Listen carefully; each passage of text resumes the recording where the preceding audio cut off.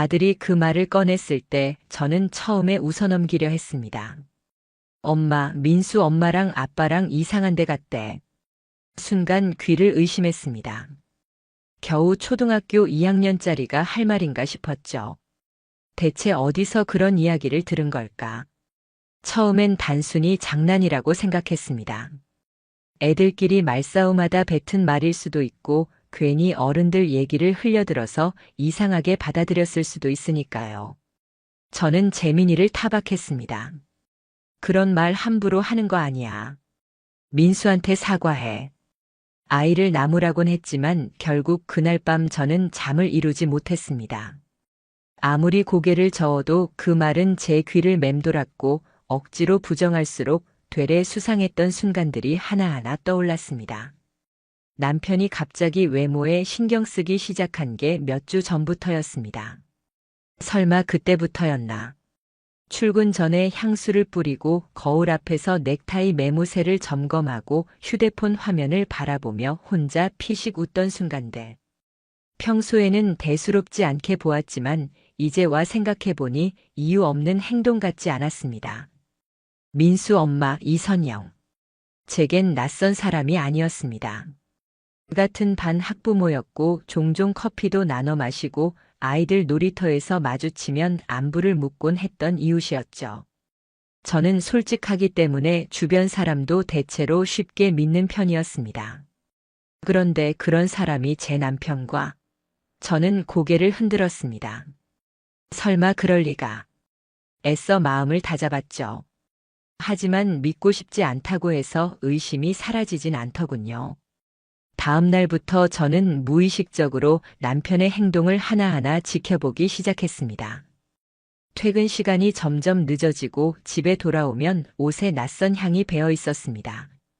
제가 쓰는 섬유 유연제도 아니고 그가 평소 쓰던 향수도 아니었습니다. 달달하면서도 묘하게 어색한 향, 제겐 한 번도 맡아보지 못한 냄새였죠. 그때부터 저도 모르게 마음속 경계심이 올라왔습니다. 그리고 결국 참다 못해 작은 녹음기를 셔츠 안쪽 포켓에 넣어두었습니다. 들키지 않고도 충분히 소리를 잡아낼 수 있는 기계였죠. 밤이 되고 남편이 샤워실에 든 순간 저는 녹음기를 꺼내 플레이 버튼을 눌렀습니다. 몇 초 지나지 않아 양쪽에서 목소리가 들렸습니다. 오늘 민수 갔어? 낮에 나 만나서 그렇게 웃던 사람 맞아? 그날 기억나지? 참 좋았잖아. 심장이 철렁 내려앉았습니다. 떨리는 손끝에서 녹음기를 놓칠 뻔했습니다. 더 이상 무시할 수 없는 증거가 제 앞에 있었죠. 목소리는 분명 남편이었고 또 다른 목소리는 다름 아닌 민수 엄마 이선영이었습니다. 입을 다물 수가 없었습니다. 아들이 흘린 말이 단순한 아이들의 장난이 아니었음을 깨닫는 순간이었습니다. 저는 단번에 미용실 예약을 잡았습니다. 그녀가 미용실을 운영한다는 건 이미 알고 있었으니까요. 고객인 척 의자에 앉아 있자니 그녀의 눈빛과 말투가 더 확실하게 저를 자극했습니다. 요즘 얼굴 좋아지신 것 같아요. 제가 넌지시 던지자 그녀는 웃하며 말했습니다. 사람이 달라지면 원래 다 티가 나잖아요. 좋은 사람을 만나면 더 그렇고요. 말끝을 잡아 끌며 웃는 모습, 그 한순간에 피가 거꾸로 솟는 기분이었습니다. 집으로 돌아온 뒤 결국 저는 남편이 잠든 시간을 노려 휴대폰을 열었습니다. 지문 인식 덕분에 그리 어렵지 않았습니다. 그리고 그 안에서 확실한 지옥이 펼쳐졌습니다. 사진, 대화, 영상통화 기록. 이미 누가 봐도 오래전부터 이어져 온 관계라는 게 명백했습니다. 거짓과 배신 앞에서 지난 10년의 결혼 생활이 산산조각 났습니다. 저는 멍하니 화면을 바라보다 결국 무너져 울었습니다. 하지만 동시에 깨달았습니다. 피하고 싶다고 피할 수 있는 상황은 아니라는 걸. 이제는 선택해야 했습니다. 끝까지 모른 척하고 살 것인가, 아니면 이 모든 걸 직면하고 정리할 것인가. 그날 새벽 베란다에 서 있던 저는 어둠 속에서 스스로에게 다짐했습니다. 이제 아내가 아니라 엄마로 살아야 한다. 더는 무너질 수 없다. 아이를 지키기 위해서라도 반드시 싸워야 한다. 그리고 저는 곧 그 싸움을 시작하게 됩니다. 하지만 그 싸움이 단순히 감정으로 끝날 수 없는 거라곤 그때는 몰랐습니다. 이혼 절차는 생각보다 훨씬 더 지독했습니다. 행정적인 절차나 종이 몇 장의 도장을 찍는 일 때문에 힘들었던 게 아니었습니다. 문제는 그 사람과 다시 마주해야 한다는 사실 자체였어요. 열이 치솟는 가슴을 억누르고 변호사와 함께 테이블에 앉을 때마다 제 심장은 터질 듯 쿵쾅거렸습니다. 남편은 처음엔 시치미를 뚝 떼고 나왔습니다. 오해야. 그냥 친구처럼 지낸 거야. 민수 엄마가 요즘 힘들어 하길래 말동무 좀 해줬던 것뿐이야. 저는 말없이 그를 똑바로 바라봤습니다. 이미 확보해둔 대화 기록, 사진, 녹음 파일이 있는데 어떻게 그 입으로 그런 말을 내뱉을 수 있나 싶었죠. 친구 같다고? 모텔을 드나드는 게 친구냐? 영상통화로 속삭이는 게 친구냐? 제 목소리가 아주 낮게 깔렸습니다. 하지만 분노는 목 끝까지 차올라 있었습니다. 남편은 곧 태도를 바꿨습니다. 이번엔 마치 피해자인 척했습니다. 내가 요즘 나를 안 챙겼잖아. 회사도 힘들고 집에 와도 나랑 대화도 안 하고. 나도 외로웠어. 순간 잘못된 선택을 한 거야. 그 말을 듣는 순간 제 눈앞이 캄캄해졌습니다. 제가 매일같이 아이를 챙기고 살림을 도맡고 삼시세끼를 차려냈던 지난 시간들이 주마등처럼 스쳤습니다. 제가 남편을 이해하지 않은 적이 있었습니까? 한 번이라도 제 고생을 헤아린 적이 있었습니까? 그런데도 그는 내가 외로워서 그랬다는 이유 하나로 자신의 죄를 정당화하려고 했습니다. 그제서야 확신했습니다. 이 사람은 끝까지 자기 잘못을 인정하지 않을 거란 걸요. 그러자 마음이 오히려 차갑게 가라앉았습니다. 분노보다도 더 깊은 체념 속에서 이제 감정을 걷어내고 철저히 계산적으로 움직여야겠다고 다짐했습니다. 이후 저는 변호사와 함께 본격적으로 소송 준비를 이어갔습니다. 증거는 이미 충분했습니다. 녹음 파일, 카톡 메시지, 사진, 전화를 주고받은 날짜와 시간까지 완벽했습니다. 변호사조차 이 정도면 100% 이깁니다라고 단언했을 정도였습니다. 그러나 예상치 못한 장면이 마주쳤습니다. 소장을 접수하고 며칠 지나지 않아 아파트 단지 주차장에서 뜻밖의 인물을 만났습니다. 은색 SUV에서 내린 사람은 다름 아닌 이선영, 민수 엄마였습니다. 선글라스를 끼고 입꼬리를 애매하게 올린 채 제 앞으로 성큼 다가왔습니다. 언니, 진짜 이렇게까지 하실 거예요?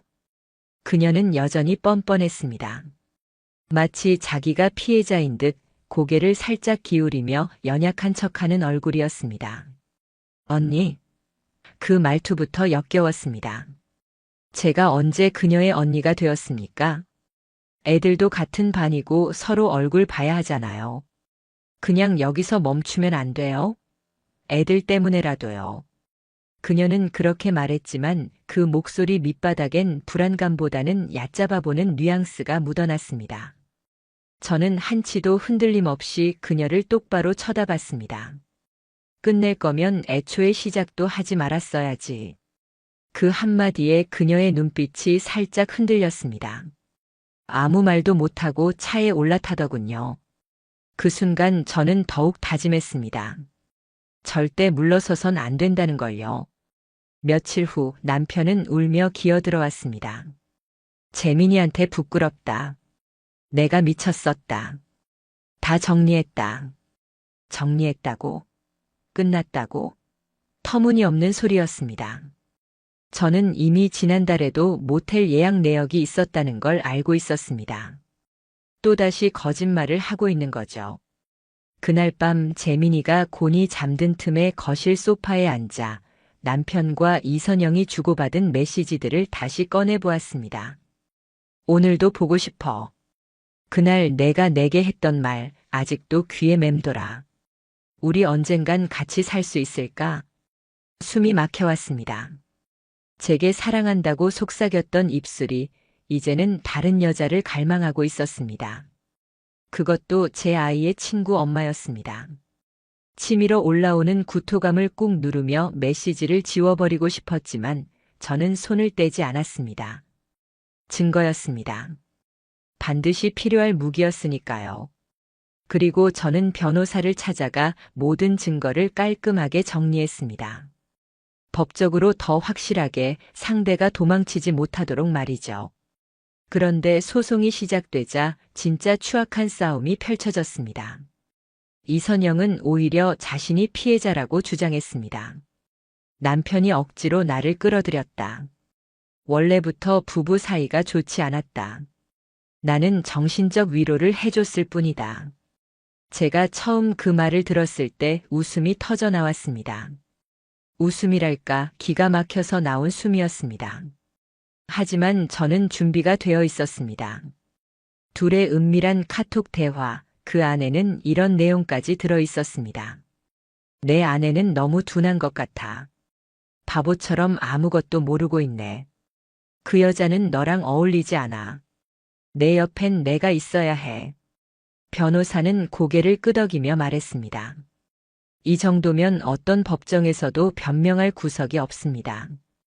그리고 저는 더 불편했지만 중요한 선택을 했습니다.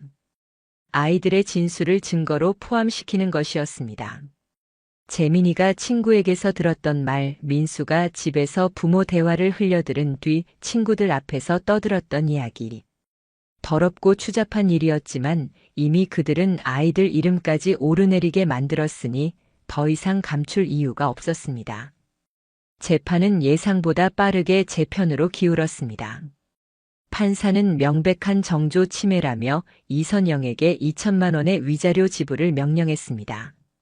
남편과의 이혼 재판에서도 결과는 명확했습니다. 그는 가정 파탄의 책임을 인정받았고 재산 분할 역시 저에게 유리하게 돌아갔습니다. 가장 중요한 것은 제가 재민이의 단독 친권과 양육권을 확보한 것입니다. 말로는 표현하기 어려운 감정이 밀려왔습니다. 기쁨이라기보다는 오랜 숨막힘 끝에 겨우 나온 안도의 한숨 같았습니다. 그날 밤 법원 판결문을 손에 쥔 채 저는 한참을 울었습니다. 엄마, 민수랑 다시 놀아도 돼? 재민이가 순수한 눈빛으로 물었을 때 단단한 목소리로 대답했습니다. 그래. 민수 잘못은 아니니까. 그제야 알았습니다. 이제는 제가 누구 앞에서도 숨지 않아도 된다는 걸요. 하지만 전쟁은 이제 막 시작이었을 뿐이었습니다. 소송에서 승리했다고 모든 게 마무리되는 건 아니었습니다. 사람들이 수군대기 시작했고 그들의 시선 속에서 또 다른 싸움을 해야 했습니다. 이 모든 절차가 끝나고 나니 제 삶은 이전과는 완전히 다른 얼굴을 하고 있었습니다. 그 전까지의 제 하루는 평범했습니다. 아침이면 도시락을 싸고 재민이를 학교에 보내고 마트에서 장을 본 뒤 저녁을 차려온 가족이 함께 식탁에 앉는 일상. 그것이야말로 제가 지켜왔던 가정의 전부이자 제 존재 이유였습니다. 하지만 그 모든 것이 산산조각난 지금 남은 건 무겁게 짓누르는 고요뿐이었습니다. 이혼 판결이 나오고 나서 며칠간은 아무것도 손에 잡히지 않았습니다. 재민이가 먹을 밥을 차리는 것도 버거웠습니다. 빨래며 청소며 그 모든 게 저에겐 덩어리처럼 다가왔습니다. 머리는 떡이 져 있었고 하루에도 수십 번 눈물이 쏟아졌습니다. 그동안 억눌렀던 감정들이 한꺼번에 터져나온 듯 제 몸과 마음은 완전히 망가져 있었습니다. 그때 제 곁을 잡아준 건 아이였습니다. 엄마, 왜 요즘 안 웃어? 어느 날 재민이가 제게 물었습니다. 고개를 들어 아이 얼굴을 바라보는데 가슴이 뭉클하게 저려왔습니다. 그 어린아이가 제 눈을 들여다보며 그렇게 말했을 때 도저히 더 무너져 있을 수는 없었습니다. 그날 이후 저는 다시 살아야겠다고 결심했습니다. 아이에게 부끄럽지 않은 엄마가 되어야 했고 무엇보다 스스로 무너져버린 자존감을 다시 세워야 했으니까요. 하지만 현실은 녹록지 않았습니다. 저는 한때 남편의 월급에 의지해 살았던 사람이었고, 이혼과 소송 과정에서 지출한 돈도 만만치 않았습니다. 앞으로 혼자 아이를 키우려면 돈도 계획도 필요했습니다. 그러자 떠올린 게 있었습니다. 예전에 따놓고는 한 번도 활용하지 않았던 간호조무사 자격증이었습니다. 다시 교재를 꺼내 들고 공부를 이어갔습니다. 그러다 마침 지인의 소개로 작은 의원에서 아르바이트 자리를 얻었습니다. 몸은 힘들고 서 있는 시간도 길었지만 그 속에서 조금씩 제 자신감을 찾을 수 있었습니다.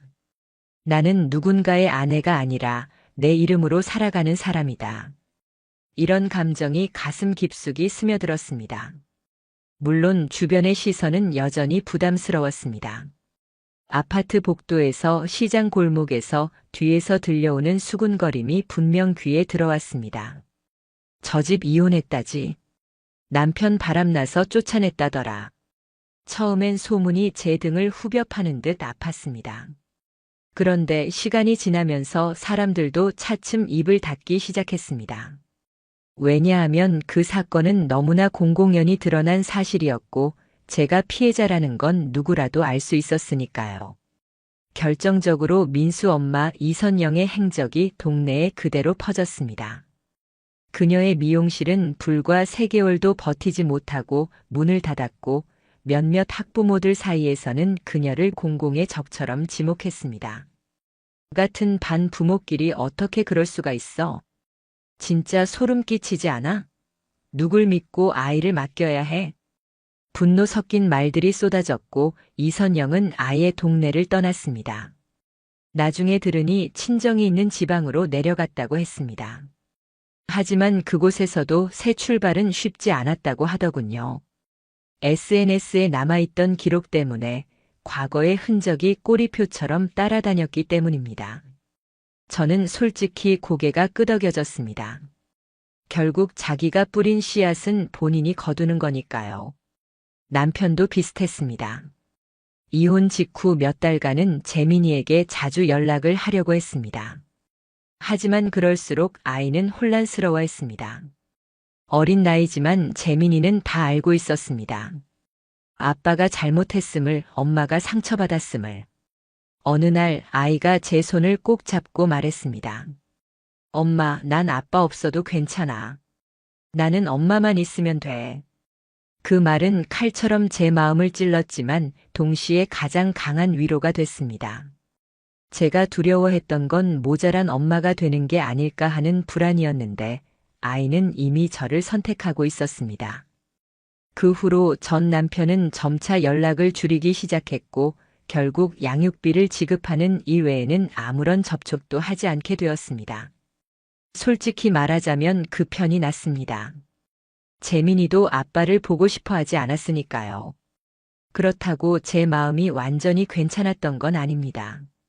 가끔 깊은 밤이 되면 재민이가 잠든 뒤 혼자가 될 때면 불현듯 가슴을 파고드는 공허함이 있었습니다. 다시는 누군가를 믿을 수 없을 것 같고 앞으로도 혼자일 거라는 생각이 숨을 막았습니다. 하지만 이내 스스로를 다독였습니다. 괜찮아. 외로움은 지나갈 거야. 그 자리를 채우고 나면 더 단단한 내가 남아있을 거야. 그런 확신을 붙들며 하루하루를 버텼습니다. 뭐 하나 쉽진 않았지만 저는 쓰러지지 않았습니다. 상처를 입었지만 무너지지 않았고 배신을 당했지만 다시 일어섰습니다. 그것이 제가 해낸 가장 큰 복수였습니다. 가해자들처럼 추하게 사는 것이 아니라 정직하고 당당하게 살아가는 것. 그리고 언젠가 재민이가 더 자라 이 모든 걸 알게 되는 날이 온다면 저는 이렇게 말해줄 수 있을 것 같았습니다. 엄마는 끝까지 포기하지 않았단다. 넘어진 적은 있었지만 반드시 다시 일어났단다. 이제 제 곁엔 아이와 저 단둘뿐입니다. 그러나 그 하나만으로도 충분합니다. 시간이 흘렀습니다. 모든 법적 절차가 마무리되고 재민이와 단둘이 살아가는 일상이 조금씩 자리를 잡아갈 때쯤 예상치 못한 소문들이 제 귀에 들어오기 시작했습니다. 저는 일부러 관심을 두지 않으려 했는데 세상이 먼저 찾아와 알려주더군요. 그 두 사람 지금 어떻게 지내는 줄 알아? 지인들이 건네는 말은 대부분 뒷맛이 씁쓸했습니다. 하지만 동시에 저를 이상한 방식으로 위로하기도 했습니다. 먼저 전 남편 이야기였습니다. 그 사람은 이혼 이후 회사를 버티지 못했다고 했습니다. 정직 처분 이후 복직하긴 했지만 사내의 시선은 차갑고 따가웠던 거죠. 공무원 조직이란 게 은근히 보수적이고 뒷말이 끊이지 않으니까요. 겉으로는 가정 문제로 휴직했다는 명목이 붙었지만 직원들 사이에선 이미 다 알고 있었습니다. 초등학교 학부모와 바람을 피운 사람이라는 사실을요. 그는 점점 점심 식사를 혼자 하게 되었고 회식 자리에도 나오지 않았습니다. 결국 몇 달을 버티지 못하고 자진 퇴직을 했다고 들었습니다. 퇴직 후에는 건설 현장에서 일용직으로 뛰었다고 했습니다. 그러나 무릎을 다쳐 더는 현장 일을 할 수 없게 되자 지금은 택배 아르바이트로 생활비를 벌고 있다고 하더군요. 가끔 사람들은 제게 물었습니다. 불쌍하지 않아? 그래도 10년을 함께 산 사람이잖아. 하지만 제 마음엔 1%의 불쌍함조차 남아있지 않았습니다. 그것은 오롯이 자기가 선택한 결과였고 자기가 감당해야 할 대가였습니다. 그럼에도 불구하고 그는 여전히 법원 판결에 따라 위자료를 제 통장으로 보내고 있었습니다. 매달 찍히는 금액을 볼 때마다 묘한 기분이 들었습니다. 이 돈은 그 사람의 파멸의 흔적이자 동시에 제 삶을 지탱해주는 한 조각 같았거든요. 이게 지금 누구 인생을 위해 쓰이는 돈인가? 씁쓸했지만 그 씁쓸함조차 이제는 담담히 받아들일 수 있었습니다. 그리고 상간녀 이선영. 그녀의 추락은 더더욱 가혹했습니다. 먼저 미용실은 문을 닫았습니다. 주변 학부모들은 그녀와 거리를 뒀고 손님이 줄어드는 건 시간 문제였죠. 결국 민수도 전학을 갔고 그녀는 집을 정리해 고향으로 내려갔습니다. 하지만 거기서도 새 출발은 쉽지 않았습니다. 왜냐하면 인터넷은 흔적을 영원히 남기기 때문입니다. 맘카페나 커뮤니티에서는 여전히 글이 떠돌고 있었습니다. 초등학교 친구 엄마랑 바람난 불륜녀의 최후. 같은 반 학부모와 불륜 저지른 여자의 결말. 여전히 검색하면 그녀의 과거가 따라왔습니다. 심지어 친정에서도 등을 돌렸다고 들었습니다. 아버지는 지역에서 이름이 좀 있는 사람이었는데 체면을 중시하는 성격이었죠. 이선영의 불륜이 알려진 이후 아버지는 딸과 연락을 끊었다는 이야기가 전해졌습니다. 친정을 통해서라도 의지할 줄 알았는데 거기마저 끊기니 그녀는 완전히 고립됐습니다. 나중에 알게 된 사실이지만 결국 그녀는 법원에 위자료 분할 납부를 신청했습니다. 처음에 단돈 300만 원만 내고 나머지는 매달 15만 원씩 쪼개 갚겠다고 했습니다. 그 서류를 받아들었을 때 한숨이 나왔지만 이내 마음이 가라앉았습니다. 그래, 돈은 없어도 좋다. 중요한 건 그녀가 끝내 책임을 회피할 수 없다는 사실이니까요. 그것만으로도 충분했습니다. 주변 사람들은 종종 물어봤습니다. 이제 됐잖아. 그냥 잊고 사는 게 낫지 않아? 하지만 저는 그렇게 생각하지 않았습니다. 단순히 잊어버리는 것이 회복이 아니라는 걸 저는 이미 몸소 느끼고 있었습니다. 중요한 건 그 기억을 가지고도 흔들리지 않는 힘을 가지는 것.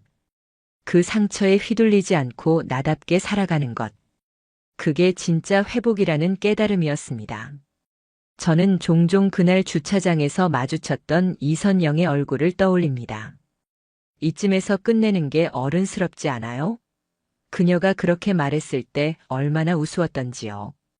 끝낼 자격이란 없는 겁니다. 가정을 깨트린 사람이, 제게 사과 한마디 하지 않은 사람이, 책임을 회피하려는 사람이 끝내자는 말을 꺼낼 자격은 없었습니다. 시간이 지나니 오히려 제 마음속 미묘한 복수심은 조금씩 사라지고 있었습니다. 대신 남은 건 차가운 확신이었습니다. 사람은 결국 자기 선택의 무게를 반드시 짊어지게 된다는 사실. 남의 가정을 무너뜨린 죄, 가장 가까운 사람을 배신한 죄는 언젠가 반드시 대가를 치르게 된다는 진리 말입니다. 이제 제 곁엔 재민이만 있습니다. 하지만 그 아이 덕분에 저는 무너지지 않았고 이 자리에 올 수 있었습니다. 저는 깨달았습니다. 진흙탕 속에서도 사람은 다시 꽃을 피울 수 있다는 걸요. 그게 바로 제가 선택한 길이었습니다. 처음 모든 일이 시작된 건 아들의 한마디 때문이었습니다. 엄마, 민수 엄마랑 아빠랑 모텔 갔대. 그 말을 들었을 때 저는 세상이 무너지는 충격보다도 설마 우리 집에는 그런 일이 없겠지라는 자기 최면이 먼저 들었습니다. 하지만 현실은 차갑게 제 착각을 뒤엎었고 제가 상상조차 못한 더러운 배신으로 가득 차 있었습니다. 저는 배우자에게만 배신당한 게 아니었습니다. 같이 아이를 키우며 웃고 이야기를 나누던 이웃에게 함께 식탁을 채우며 지켜왔다고 믿었던 가정의 울타리 자체가 와르르 무너지는 경험이었죠. 누군가는 말합니다. 시간이 지나면 다 괜찮아져. 하지만 제가 직접 겪어본 진실은 달랐습니다. 시간이 지나도 괜찮아지지 않는 상처도 있습니다. 밤이 깊어지고 조용해지면 여전히 그때의 감정이 불쑥 떠올라 마음을 파고듭니다. 그 상처 자체가 사라지진 않았습니다. 대신 저는 알게 되었습니다. 그 상처를 안고 살아가는 힘을 얻는 게 진짜 회복이라는 것을요. 제가 이렇게 제 이야기를 꺼낸 이유는 단순히 누군가를 흉보거나 복수를 자랑하기 위해서가 아닙니다. 오히려 그 반대입니다. 세상엔 말 못할 고통 때문에 홀로 괴로워하는 사람이 많다는 걸 알았기 때문입니다. 저도 그랬습니다. 그리고 지금도 여전히 그 감정을 끌어안고 살아갑니다. 하지만 여기까지 오니 알겠더군요. 아무리 바닥까지 끌려 내려가도 아이를 위해서든 나 자신을 위해서든 끝내 다시 일어설 수 있다는 걸요. 법은 저를 도왔습니다. 진실은 결국 제 편이 되어 주었습니다. 눈물 흘리는 시간이 길었지만 그 끝에 저는 살아남았고 버텼고 다시 제 삶을 세울 수 있었습니다. 사람들은 가끔 제게 말합니다. 정말 대단하다. 저런 일을 겪고도 멀쩡히 살아있다니. 그런 말을 들으면 저는 항상 속으로 이렇게 답합니다. 나는 멀쩡하지 않았다. 무너졌다. 하지만 다시 일어난 것뿐이다. 그게 제가 하고 싶은 진짜 이야기입니다. 저는 쓰러졌고 끝없이 울었고 분노했고 포기하고 싶었을 때도 많았습니다. 그러나 그 모든 과정을 지나 지금의 제가 있는 겁니다. 그리고 그걸 가능하게 해준 건 아이였습니다. 엄마, 나는 아빠 없어도 괜찮아. 엄마만 있으면 돼. 그 한마디가 제 삶을 붙잡았습니다. 그리고 또 하나 제 자신에 대한 사랑이었습니다. 인간이란 누구나 존엄하고 사랑받을 자격이 있음을 제가 잊지 않았기 때문에 다시 걸어 나올 수 있었던 겁니다. 혹시 지금 이 영상을 보고 계신 분 중에도 너무 억울하고 너무 힘들고 너무 외로운 분이 있다면 꼭 말씀드리고 싶습니다. 절대로 그 상처는 당신 탓이 아닙니다. 당신은 누군가의 배신으로 다친 것이지 결코 그 잘못을 만든 사람이 아닙니다. 그리고 지금 당신이 혼자라도 그 상처를 꿰매고 다시 살아보겠다고 마음먹고 있다면 이미 이겨내고 있는 중입니다. 누구보다도 고통스러웠던 저도 이렇게 끝내 이긴 사람이 되었으니까요. 이야기가 길었네요. 끝까지 들어주셔서 고맙습니다. 저는 오늘도 재민이와 함께 어쩌면 남보기에 아주 단조롭고 평범할지도 모르는 하루하루를 살아가고 있습니다. 하지만 그 평범 속에 담긴 진짜 행복은 배신 없는 삶에서 비롯된다는 걸 이제 확실히 압니다. 앞으로 제게 또 다른 사랑이 찾아올 수도 있고 그렇지 않을 수도 있습니다. 하지만 그건 중요하지 않습니다. 중요한 건 거짓과 배신 없는 삶을 사는 것입니다. 그 자체로 이미 충분히 가치 있고 저는 그걸로도 행복합니다. 혹시 지금 이 영상을 보고 계신 분 중에 과거의 상처 때문에 여전히 아파하고 있다면 부디 기억해 주세요. 상처가 반드시 사라지지 않더라도 그 위에 꽃은 피울 수 있습니다. 그리고 언젠가 당신이 돌아본다면 분명 이렇게 말할 수 있을 겁니다. 나는 무너졌지만 다시 일어났다. 그리고 그게 진짜 나의 승리였다.